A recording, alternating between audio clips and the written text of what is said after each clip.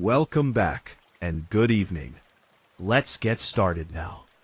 For 32 years, Robert Hayes had been a freight hauler. He had also developed the ability to trust his instincts during that time. He picked up what ought to have been a standard load in Boardman, Oregon, in late November of 2022. The manifest stated that pharmaceutical goods were going to a Boise medical facility. Given that it was almost 11 at night, Hayes found it strange that the dispatcher at the warehouse appeared eager to have him loaded and gone. The rig was a 38-degree Fahrenheit refrigerated trailer. Under the harsh fluorescent lights of the warehouse loading dock, Hayes checked the reefer unit as part of his pre-trip inspection. Everything appeared to be in good condition, including the tire pressure and seals. After securing his load bars and signing the paperwork, he drove east on Interstate 84. After an hour, he was climbing into the Blue Mountains in the direction of Dead Man's Pass as the highway continued into the night. This was a path Hayes had driven hundreds of times. He was aware of every bend, every incline, and every location where your trailer might be grabbed by the wind and forced into the median. Clear skies and low 40s temperatures, typical for late fall in the high desert, were predicted in the weather forecast. According to his GPS, he would reach the top of the pass around 1:30 in the morning, drop into the Grand Ronde Valley, and then head east toward Baker City. But something changed as he got closer to mile marker 227, the actual start of the rise. His dash's temperature gauge began to plummet. 40 degrees, 35, 30. Frost started to gather on the inside of his windows as the heater in his cab was blaring. In an attempt to preserve visibility, Hayes rubbed at the windshield with his gloved palm. He released thick white puffs of breath. His trailer's reefer unit ought to have been keeping it at 38 degrees. He looked at the remote monitor that was attached to his visor. The temperature was 38 degrees, but the chill coming from behind his sleeper delivery was much more intense. Like the trailer was no longer just a refrigeration unit, but a deep freeze. Hayes reached for his CB radio microphone. I-84 heading east toward Dead Man's Pass. Does anyone have an eye on the weather above? Here we're getting some strange temperature readings. The speaker cracked with static. Then a distant, warped voice answered. Hayes, go back. A living aren't supposed to carry that load. His heart became icy. He hadn't provided the CB with his name. He shouldn't have been known to anyone on the channel. Once more, Hayes keyed the microphone. Once more, who is this? Static was the only response. Through a sequence of switchbacks, the route twisted upward. With his Freightliner Cascadia moaning against the slope, Hayes downshifted. Snow started to fall, first lightly and then more heavily. That was incorrect. It had been evident from the weather report. Through the whirling white, he could see maybe 50 feet ahead. In his headlights, the road marks shone dimly. There was a buzz on his phone. An unknown number sent a text message. Put an end to the truck. Examine the cargo. Hayes gripped the steering wheel more tightly. This had to be some sort of practical joke, but he felt uneasy about how specific it was. That kind of time shouldn't have allowed anyone to get in touch with him. On this section of highway, he was by himself. His lights were the only ones cutting through the snow, and there were no other cars in sight. Even with the heater on full blast, the temperature in his cab kept falling. His thick breath was visible to him, and bulky. The accumulating ice made it difficult for the windshield wipers to function. The Dead Man's Pass rest area sign was in front of Hayes, the entrance from the east. He signaled and went out against his better judgment. There was nobody at the rest area. There was just a little facility with facilities and a lonely plowed parking area with no other cars or trucks. Hayes put the vehicle in park and parked it close to the back, away from the lights. With his engine running, he sat there for a while, attempting to make sense of what was going on. The shipment was sealed. There was no legal justification for him to crack the seal. However, there was a serious problem. After grabbing his flashlight, he got out of the taxi. Just as abruptly as it had begun, the snow had ceased. The night air was chilly, but not as cold as it had been inside the truck. Checking the reefer unit, Hayes strolled the whole length of his trailer. The digital readout indicated 38 degrees, and it hummed normally. Then he saw the back doors. The security seal was still in place, but frost had crept across the metal in complex patterns around the door's edges, resembling fractals.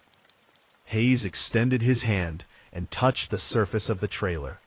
It was far colder than it should have been for a unit that was set at 38 degrees. Once more, his phone buzzed. One more text. Let it open. You must see. When Hayes took out his multi-tool, his hands trembled. And break the security seal. The want to peer inside overrode his professional judgment, even though he knew that this would result in problems with his dispatcher and maybe termination. He opened the doors with a swing. The trailer's interior was filled with boxes precisely how it should have been. However, the gentle coolness of refrigeration was not the temperature that emerged. His lungs ached from the freezing, bone-deep cold. Additionally, there was a scent that wasn't spoiled. Chemical, but something organic and improper, such as meat that has been repeatedly frozen and thawed. With his flashlight shining through the shadows, Hayes climbed into the trailer. There were no pharmaceutical labeling on the basic cardboard cartons. Pulling out his knife, he opened the closest one. There were bags inside. Dark crimson liquid was placed into clear plastic bags. Blood, but not the hospital-grade, sterile packaged blood. This was not like anything else. Hayes took a closer look. A name, a date, and a location were written on the labels of each bag. June 14th, 2019, Sarah Mitchell. 221 is the mile marker. His stomach fell.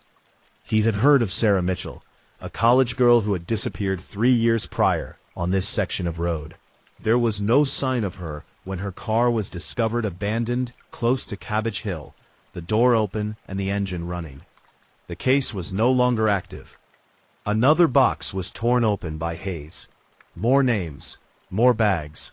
Kowalski, David, March 2018.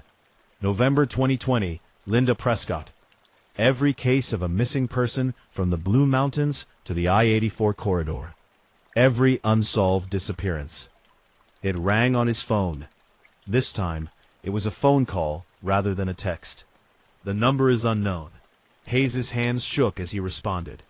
Hayes, Mr. Calm and steady, the voice had a faint echo, as though it were coming from a vast distance. You found something you weren't supposed to see. Who are you? What is this? The past takes what it need. For generations, it has. Mr. Hayes, you're carrying memories. Moments of those who did not survive were preserved. What your dispatcher carried onto your trailer is unknown to him. Seldom do. This is proof. They are victims. Right now, I'm phoning the police. The past won't allow witnesses, despite your best efforts. Go. Not whole. The call ended. Leaping from the trailer, Hayes sprinted in the direction of the rest area building. He would dial 911, dispatch state troopers, and put an end to the entire situation. However, something stopped him cold as he grabbed for the door.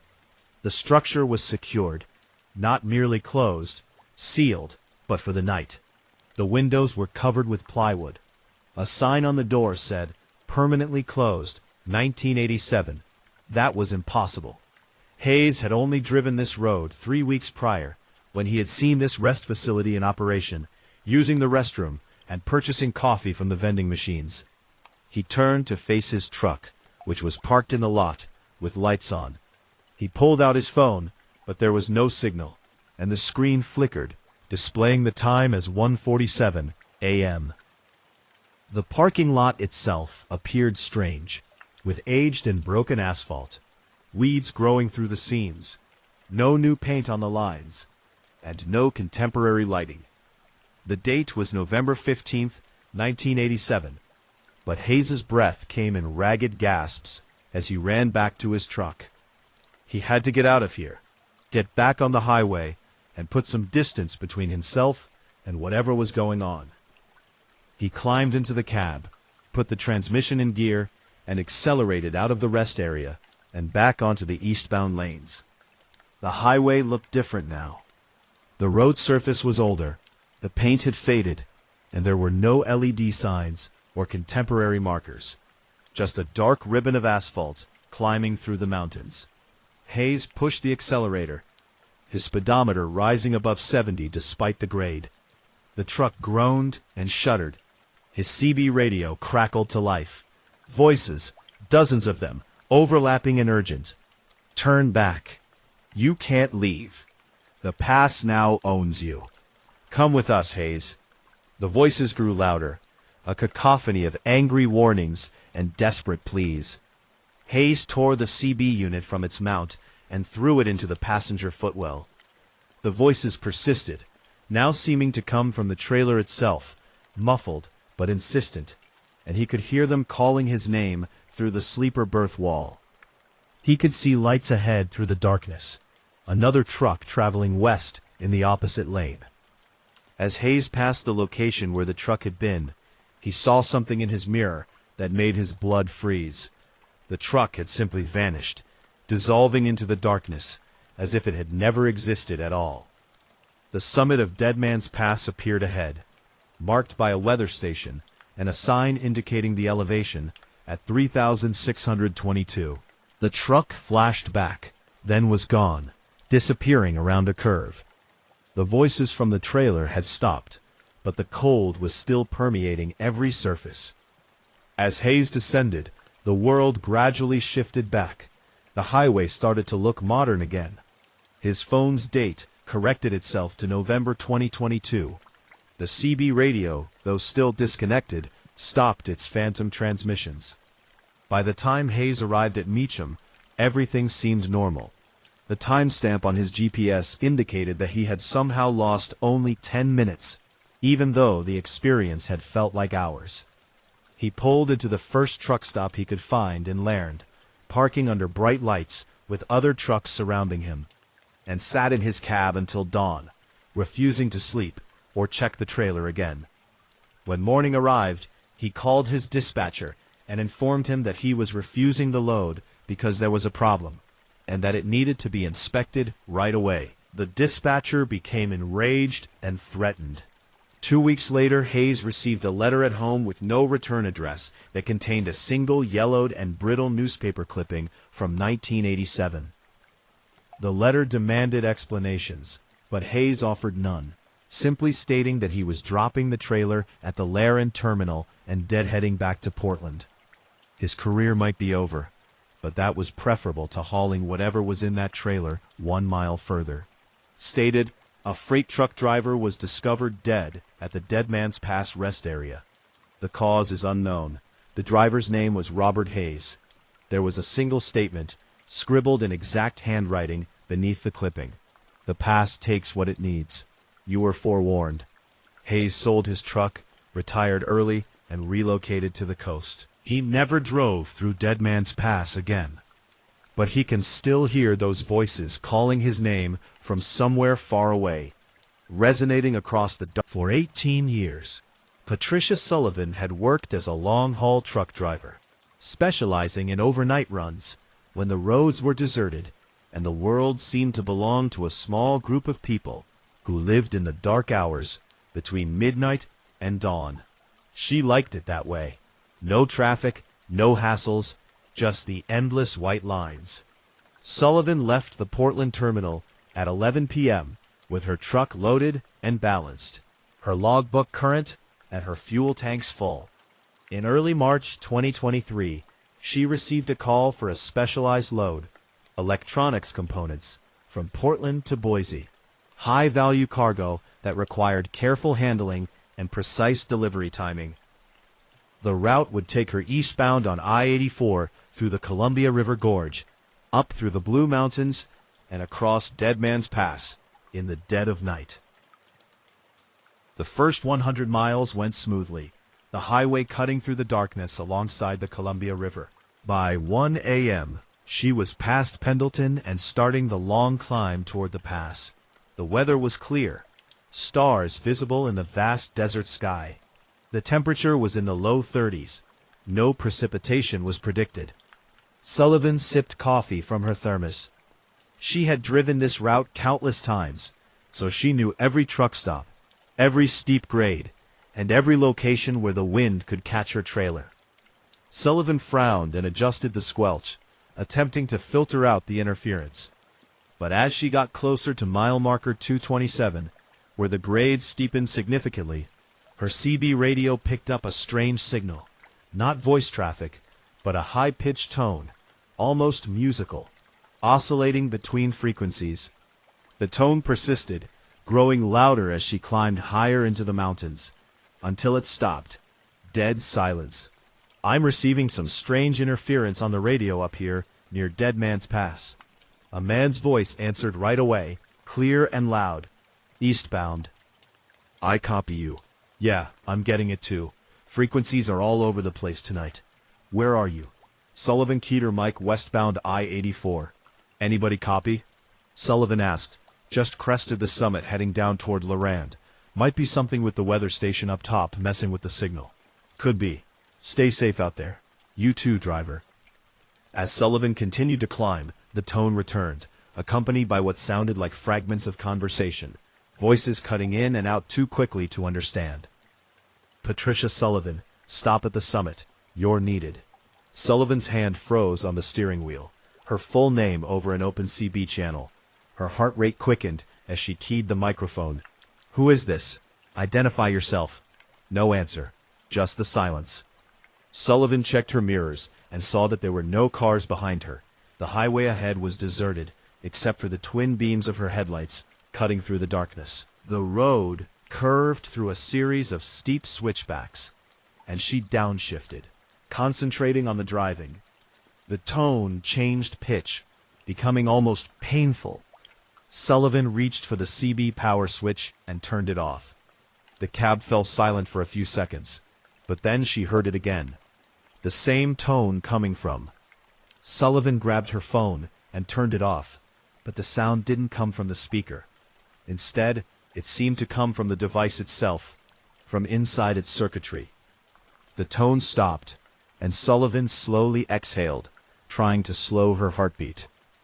This was simply interference, electromagnetic anomalies from the mountainous terrain. Nothing paranormal, nothing to worry about. But then her truck's radio, not the CB, but the AM/FM station she hardly ever used, turned on by itself. It cycled through frequencies automatically, each station producing the same oscillating tone. Sullivan punched the power button, and the radio turned back on. She removed the faceplate entirely, and the radio resumed transmitting. In spite of her instincts to continue driving, Sullivan found herself signaling and pulling into the turnout as the summit of Dead Man's Pass emerged ahead, marked by a weather station and a small pullout. Her truck rolled to a stop, and she put it in park, engine idling, as the voices from the radio blended into a single distinct statement. "Patricia Sullivan, get out of the car." The tone now blended with what sounded like dozens of voices speaking simultaneously. Two overlapped to discern individual words. Sullivan's door opened on its own. The interior lights flickered, and she found herself climbing down from the cab, her boots crunching on gravel. The mountain. "We need to show you something." "Absolutely not," Sullivan said out loud, though no one was around to hear her. She reached for the transmission, ready to put the truck back in gear and get out of there. But her hand would not move. Not paralyzed, not frozen, just refusing to comply. A man in his 50s, dressed in a flannel shirt, jeans, and dust-covered work boots, was standing close to the weather station when Sullivan's flashlight beam found him. He appeared solid, real, and completely ordinary, with the exception that Sullivan could barely see through him, like looking through very thin, lightly tinted glass. "You can see me," the man said, his voice audible in spite of the wind. Not many people can. He pointed to the western side of the pass, where the highway dropped 2,000 feet. Sullivan wanted to run, jump back in her truck and floor it down the mountain, but her feet stayed planted. I was a driver who made this run 3 times a week for 15 years, until my brakes failed on the descent. Sullivan heard herself say, "I'm sorry, but why am I here?" The man pointed toward the highway, saying, "You need to warn him. There's a truck coming up from the west, driver named Marcus Chen. His brakes are already overheating." The truck rolled 400 feet down at mile marker 221, went through the guardrail, and was instantly killed. "I don't even know this person. His CB is on channel 19. Tell him to use the runaway truck ramp at mile marker 221. He's riding them instead of downshifting, so by the time he knows what's wrong, it will be too late. This is an emergency call for Marcus Chen. Your brakes are failing. Use the runaway ramp at mile marker 221. Do not attempt the descent. Tell him now before he crests the summit." Sullivan ran back to her truck and grabbed her CB mic. The radio had turned itself back on, tuned to channel 19. She keyed up. Westbound I-84 approaching Dead Man's Pass summit. Static responded. Repeat. Use the runaway truck ramp. A bewildered male voice then said, "How do you know my name? Who is this?" "That doesn't matter. Check your brake temperatures right now. Trust me." There was a pause. Then there was a startling note of fear in Chen's voice. "Jesus Christ, they're at 400 degrees. How did you—" "I'm taking the ramp. Thank you, whoever you are." Sullivan waited, listening, and after 5 minutes, Chen's voice returned, trembling but alive. "Made it to the ramp. The truck came to a safe stop. The brakes were completely gone. If I'd started down that grade—" He didn't finish the sentence because he didn't need to. Sullivan put down the microphone and turned to face the location of the ghostly figure. He was gone, but something shone in her flashlight beam close to where he had appeared. On a boulder, Sullivan discovered a small metal plaque that said, "In memory of Thomas Edward Whitmore, 1947 to 1998, dedicated driver, forever watching over this road." Sullivan drove with the CB on, monitoring channel 19 for the remainder of the night. But she couldn't get rid of the impression that the roadway itself was alive. That it? When Sullivan arrived in Boise shortly after dawn, she pulled into a truck stop and researched Thomas Edward Whitmore online. She discovered his obituary in a Laren newspaper archive, and everything the ghost had told her was true. He died exactly where and how he had stated. However, one more detail in the obituary caught her attention. Whitmore had 3 times avoided fatal accidents by alerting other drivers over his CB radio about hazards ahead. He had what truckers called the sense, an uncanny ability to foresee danger before it materialized. Sullivan sat in her truck for a long time, watching the sunrise paint the Idaho sky in shades of orange and red. She had been warned by a ghost, had saved a man's life as a result, and had no logical explanation for any of it. But it didn't matter, because Marcus Chen was still alive. Over the next few months, Sullivan made the run through Dead Man's Pass dozens more times. She never saw Thomas Whitmore's ghost again, never heard the strange tones on her CB, but she always stopped at the top, took a moment to look at that memorial plaque, and whispered a thank you to the driver who had refused to let death end his watch over the highway. She also wondered if Thomas Whitmore was still driving his eternal route, shielding the living from the dangers of the past, somewhere in the frequencies between channels, in the moments between one moment and the next. Did Patricia Sullivan actually meet a ghost, or was it something even stranger? Gerald Moss had been in the trucking business for 26 years, and he had established a reputation for being the person you called when you had a problem load. He could handle hazmat, oversized loads, and any time of night or place. Just give him the coordinates and a deadline, and he would make it happen. As a result, when his dispatcher called him at 10 p.m. on a Tuesday night in September 2023 with an unusual request, Moss hardly hesitated. "Got a special pickup for you," the dispatcher said. "It's a medical transport with a small load of less than 200 pounds, but speed is of the essence. Must travel from Pendleton to a Baker City research facility. They'll pay 3 times as much." "What is the cargo?" "They just say medical samples, temperature controlled, and they're sending the paperwork digitally," Moss inquired. Triple rate was triple rate, and the run was only about 100 miles, so it was an easy night's work for serious money. "Where's the pickup?" "Arrowhead Travel Plaza, just east of Pendleton. Get there by 11:30, and they'll have everything ready." Something about that didn't sit well with Moss. The night was clear and cool, with stars visible in the vast Oregon sky. Moss drove from his Hermiston home to the Arrowhead Travel Plaza in 20 minutes, arriving at the truck parking area at 11:25. A white van sat near the edge of the lot, away from the other vehicles, with no company markings or distinguishing features. As Moss parked and got out of his taxi, a man in his 40s emerged from the van. Thin, with wire-rimmed glasses and a look of intense concentration, Gerald Moss asked, "That's me. You got my cargo." The man opened the back doors of the van and took out a small, climate-controlled container about the size of a large cooler, saying, "Maintain temperature between 36 and 38 degrees Fahrenheit. Do not open the container under any circumstances." He handed Moss a sealed manila envelope and said, "Don't stray from the route. Drive straight to the Baker City facility. The address and access codes are in this envelope." "What exactly am I hauling?" Moss said. "Biological samples. That's all you need to know." "I need to know more than that. If this is hazmat, it's not considered hazardous materials. You're working under medical transport regulations. Everything is legal and documented. However, time is of the essence. These samples deteriorate quickly. Every minute matters."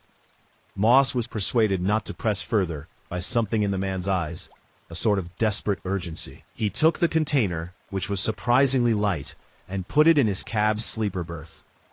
The man handed Moss the envelope, got back in the van, and drove off without saying anything more. When Moss opened it, he found a single sheet of paper with an address in Baker City, a 6-digit access code, and a handwritten note that said, "Do not stop. Do not open. Lives depend on your discretion." There was no official letterhead, no signature, and no way to identify who had written it. This was becoming stranger by the minute.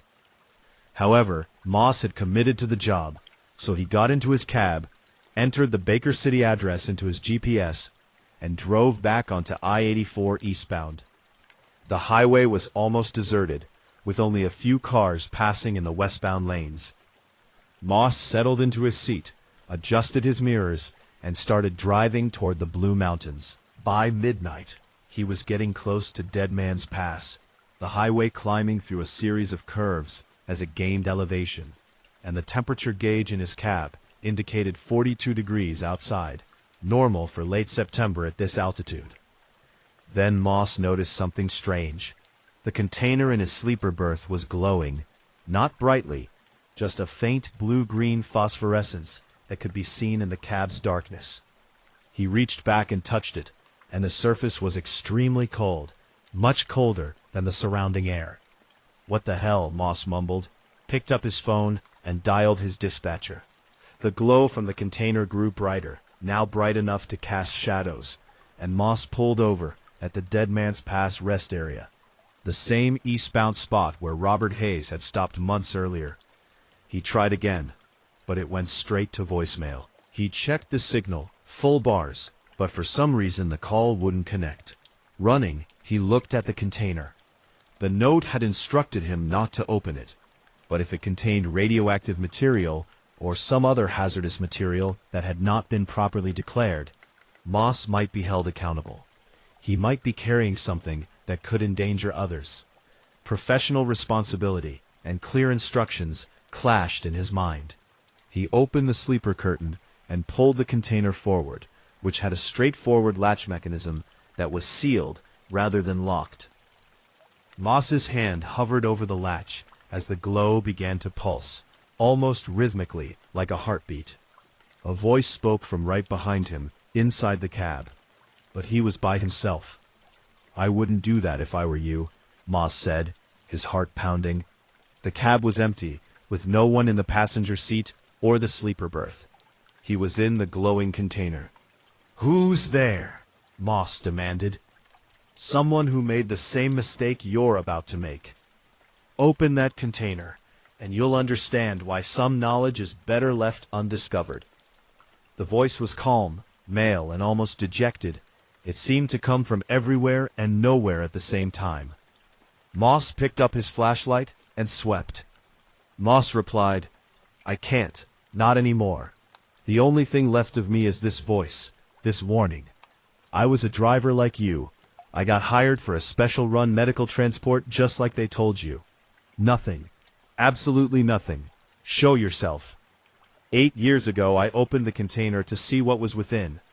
Since then, I've been here trying to warn others. You're the first person who could hear me. That's not conceivable. You're not real.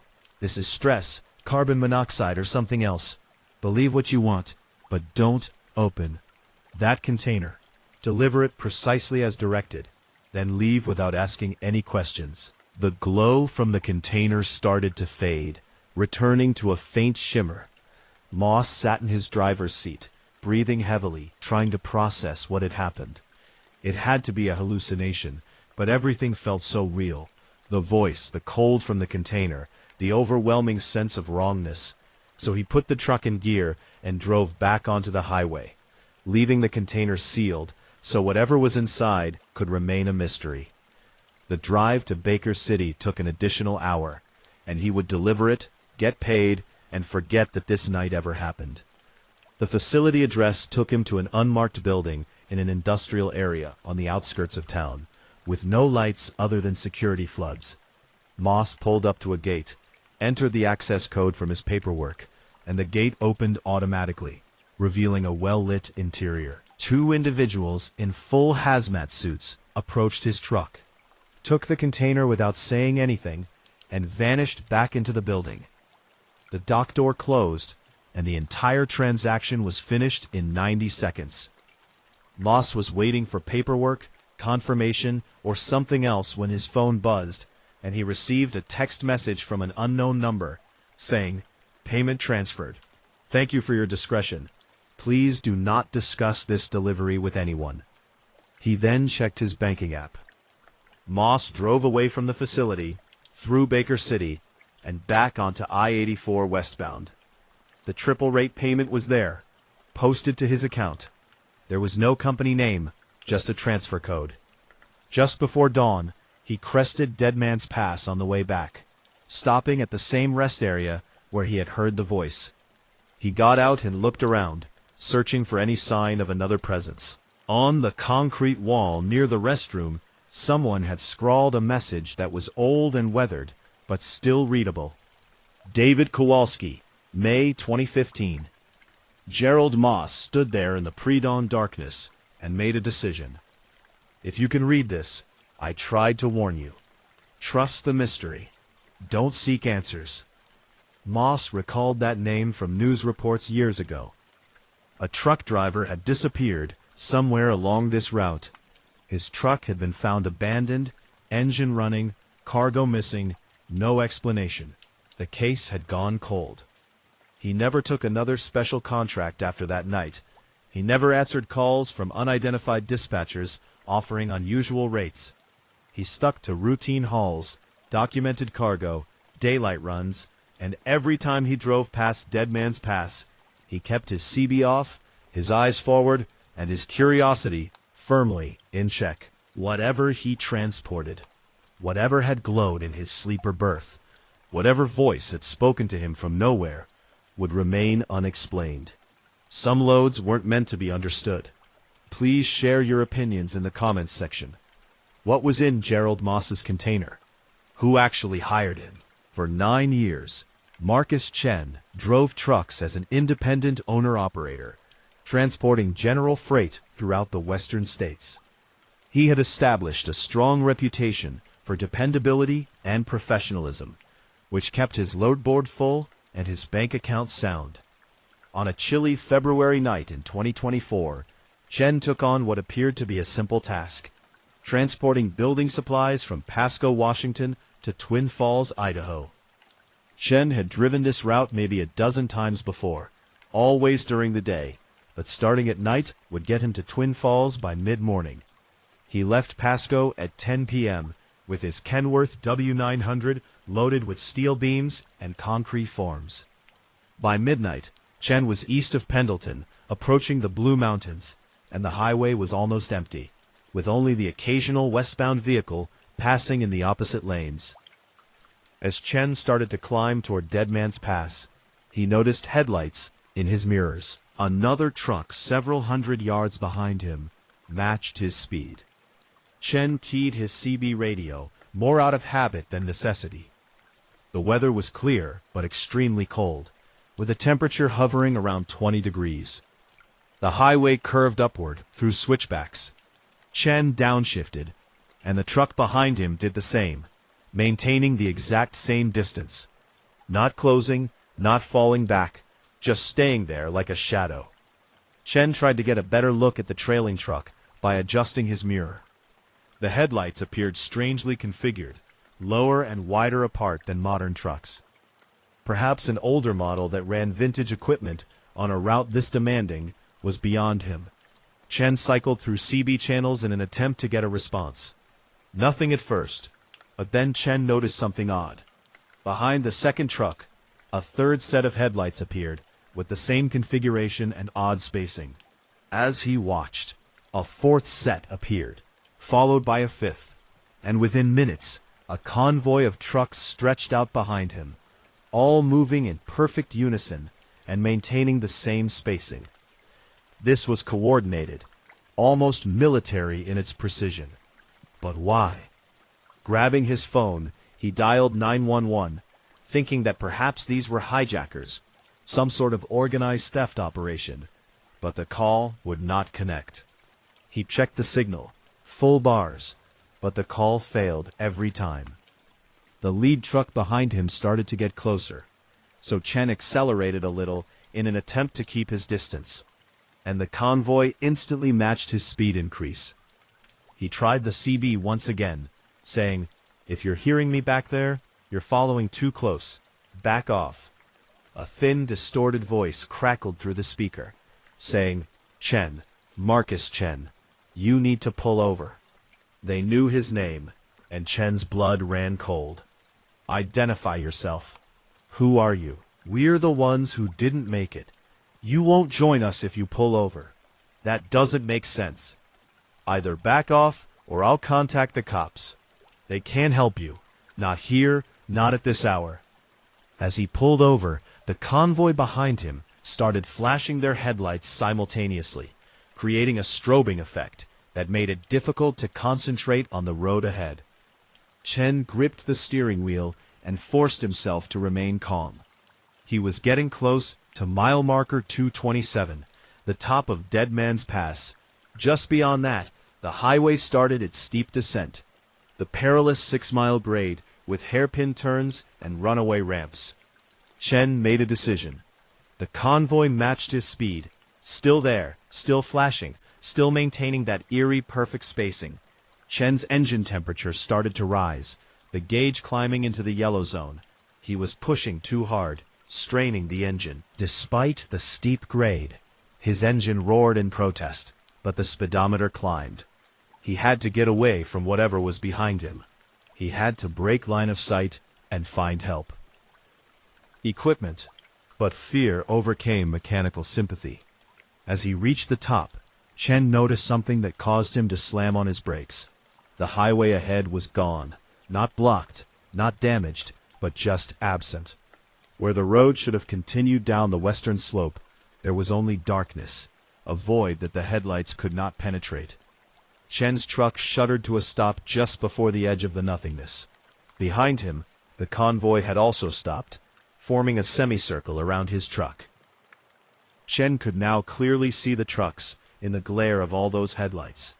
They were vintage models, from 1960s Peterbilts to 1990s Freightliners, some with damaged, dented cabs, broken windshields, rust, and weathering.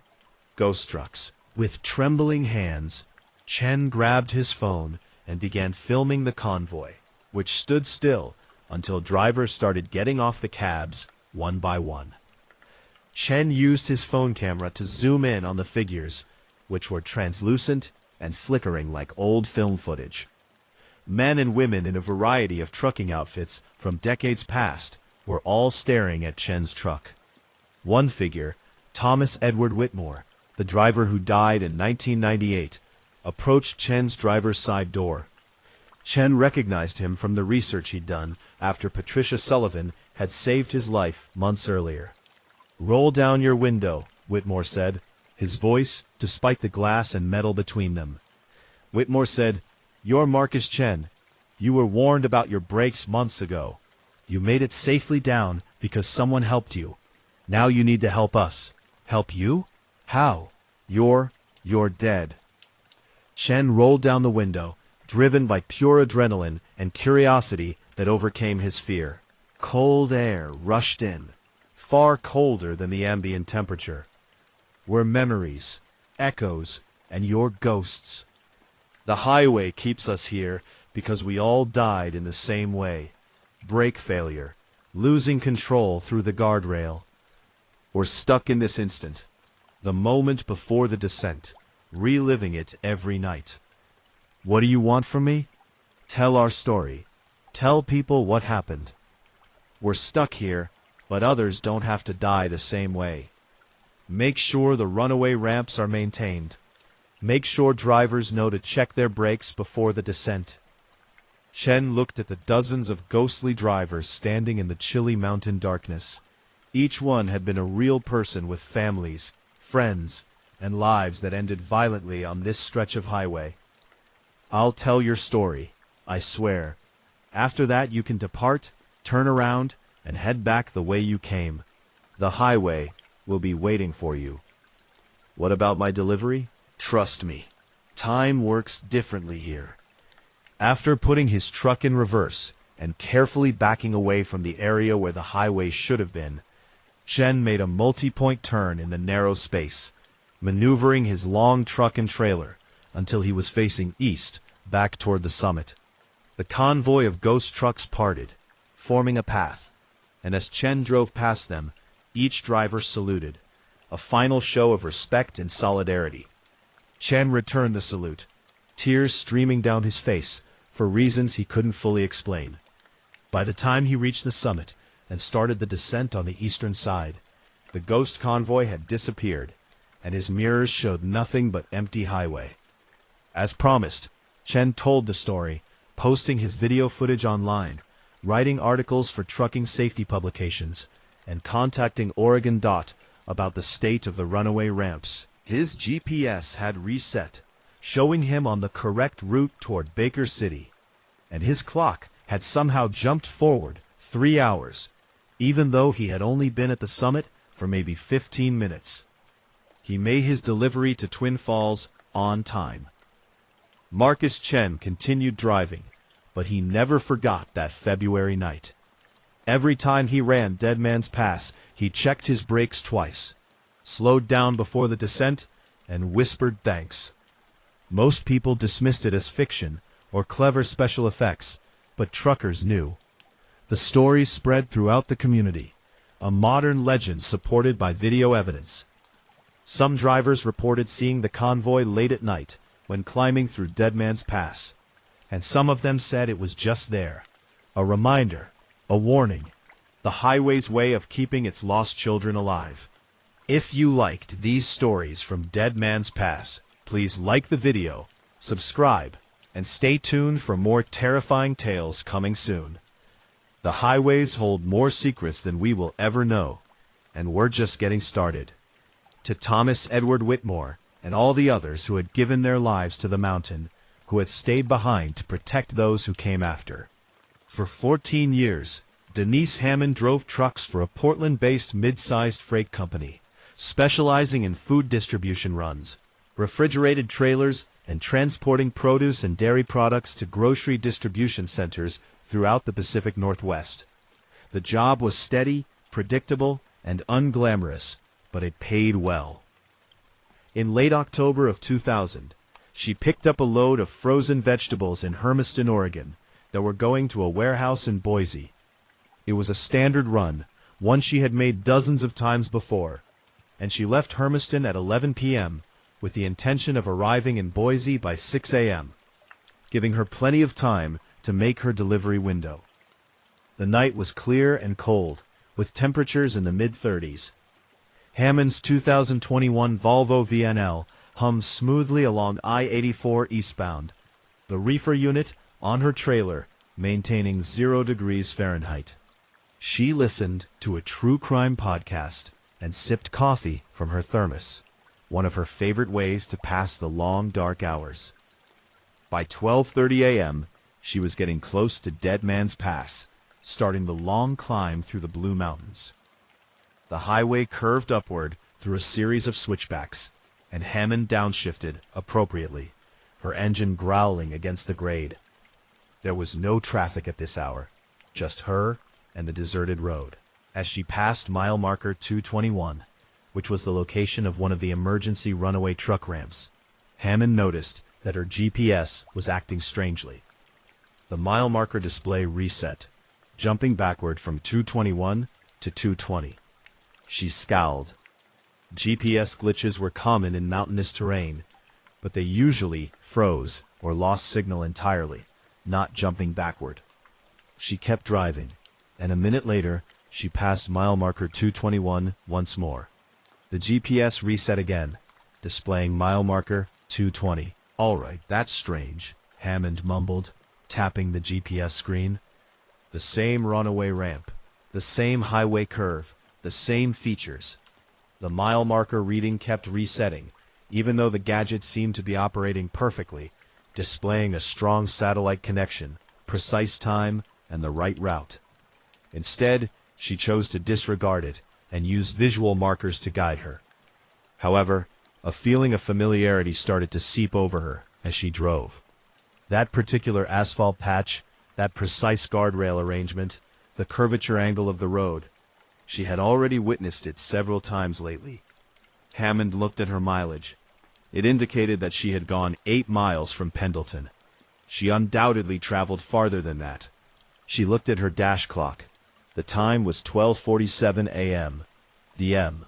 That isn't possible. The first time she passed mile marker 221, she had been traveling for at least 20 minutes. It should be around 1 o'clock a.m. on the clock. The M. Then she noticed it once more. The runaway ramp at mile marker 221 is exactly the same setup. Hammond's pulse quickened. Her CB radio was keyed. I-84 heading east, close to Dead Man's Pass. Does anyone have a copy? I'm having trouble navigating here. Static responded. Hammond rode his bike across the channels. They were all dead air. Not even the typical crackle in the background. She reached for her phone. There is no signal. There are no bars. That was not feasible. This was the path she had driven numerous times and had never experienced a total loss of service on the pass. A hint of panic started to seep into her thoughts. Hammond concentrated on driving, maintaining composure, and coming up with a logical argument. Perhaps she didn't understand how exhausted she was. Perhaps she was driving in circles, which is why she had passed the same mile marker several times. The highway was a direct shot over the pass, but it didn't loop.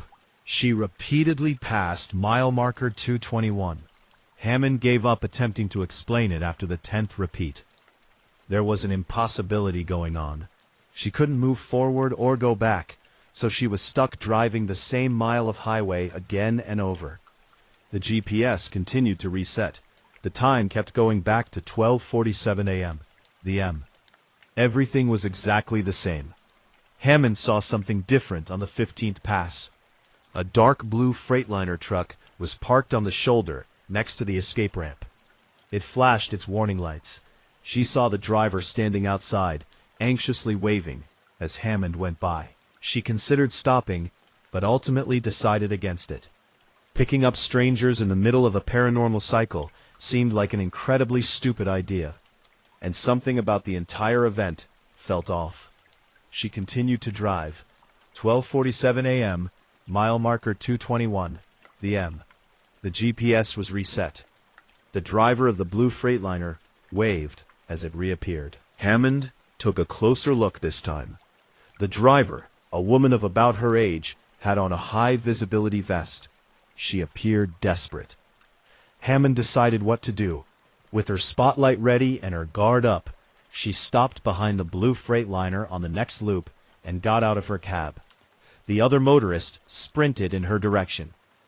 "Oh, I'm so grateful. Someone is able to see me." The woman let out a gasp. "You've been stuck for how long?" 20 minutes, I believe. My clock keeps resetting. Denise Hammond is my name. Carol West. I've spent 3 days here. Hammond's blood froze. 3 days? That is not feasible. Tell me about it. When I went to get back into my truck, after stopping to inspect my tires and hearing what sounded like I had a flat, I was caught in a loop. Thousands of times I have passed this mile sign. I've made every effort, accelerating, decelerating, stopping, and waiting it out. I simply keep doing the same mile every minute. Eternally. There must be a way out, Hammond remarked. I'm not sure what kind of trigger it is, or what we should or shouldn't do. West gave a headshake. I've tried everything that comes to mind. When new drivers are caught, that's the only thing that changes. I've seen 4 people, including you. The others simply passed me in their cars. The first person to stop is you. What became of them? They continued to drive. They simply faded after a while, as if they had ceased to exist. They vanished after I was able to see through them. Hammond's thoughts were racing. This has to make sense, follow some sort of pattern or guideline. There were guidelines in every spooky encounter and ghost story. All you had to do was figure them out. You stopped when? What time is it? 12:47 a.m. The M. I can recall because just before I went outside to inspect the tire, I glanced at my clock. My clock keeps resetting to the same time. It can't be a coincidence. What then should we do? With obvious desperation, West requested in the way she spoke. Hammond gave it some serious thinking. Mile marker 221, 12:47 a.m. The MA loop that keeps repeating. What made this place noteworthy? Despite the lack of connectivity, she took out her phone and looked at her notes and offline maps. In 1998, a tragic accident happened at mile marker 221. Whitmore, Thomas Edward. After learning about the deceased man's past, she had read about him. When his brakes failed and he crashed through the guardrail, he died. Get in my truck, Hammond abruptly ordered. What are you talking about? Just trust me. They got into Hammond's Volvo. Both of us in my cab. We're going to do what Whitmore couldn't. The vehicle was placed in gear and accelerated, getting closer to mile marker 221 once more. This time, however, she purposely turned in the direction of the emergency runaway truck ramp, rather than passing it. Her wheels were stuck by the sand and gravel used to stop fleeing trucks, causing the Volvo to drastically slow down and eventually come to a stop. The dash clock continued past 12:47, 12:48, and 12:49. It's working, West muttered. Hammond's GPS accelerated. Mile markers 222 and 223. The highway continued on as usual. The loop was disrupted. Overwhelmed with relief, West began to cry.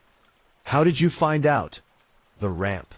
Whitmore ought to have used it, but he didn't.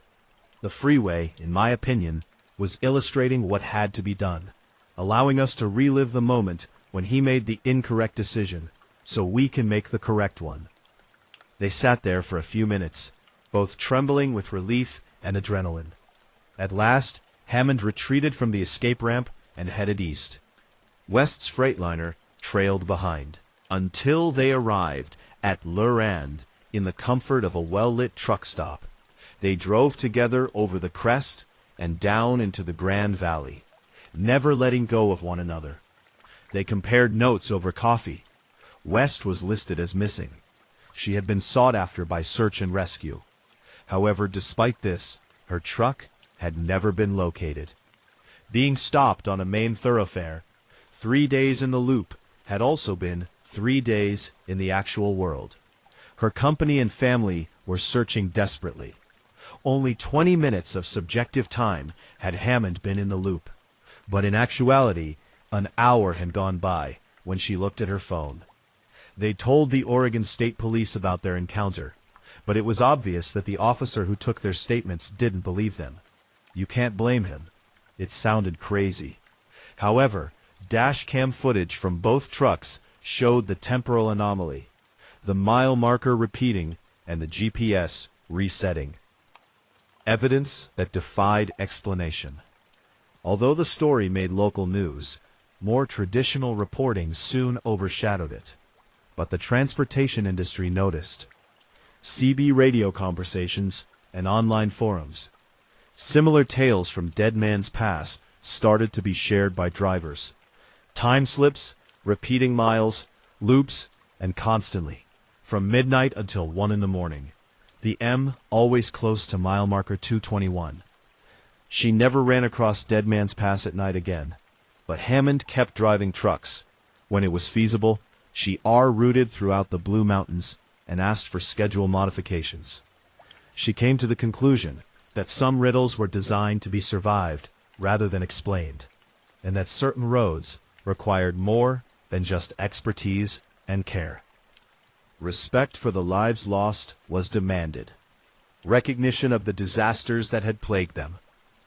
Carol West resigned, trucking completely, unable to get rid of the recollection of those 3 days trapped in a never-ending cycle. However, she continued to communicate with Hammond, two drivers united by a shared experience that no one else could comprehend. Additionally, they made it a point to go at mile marker 221 during the day on the anniversary of their escape, to stand next to that emergency ramp, and to express gratitude to Thomas Edward Whitmore for demonstrating them. Regardless of how bizarre and frightening the method is, there is a way out.